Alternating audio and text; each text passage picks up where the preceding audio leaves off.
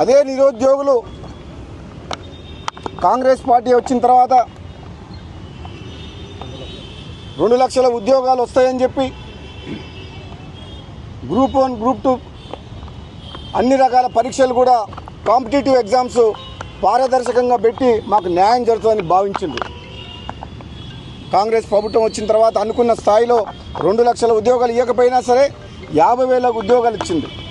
కానీ ఈరోజు మిగతా దాదాపు 30 లక్షల మంది నిరుద్యోగ యువత ఈ తెలంగాణ రాష్ట్రంలో మిగతా 150,000 కూడా ఉద్యోగాలు కూడా భర్తీ చేయాలని డిమాండ్ చేస్తున్నారు.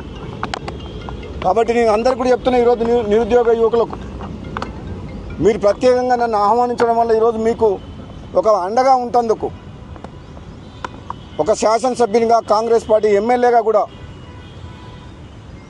మీకు హామీ ఇస్తందుకు మీరు అధైర్యపడొద్దు.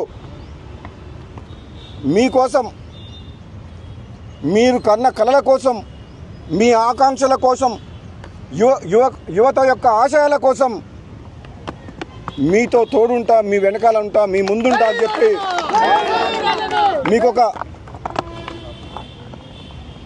మాట ఇస్తందుకు, ఒక అన్నగా మీ అందరికి ఒక కుటుంబ సభ్యునిలాగా నిరుద్యోగ యువకులందరికీ కూడా ఒక అండగా నేను మాటిస్తున్నా. మీకు ఆలస్యమైన మాట వాస్తవం.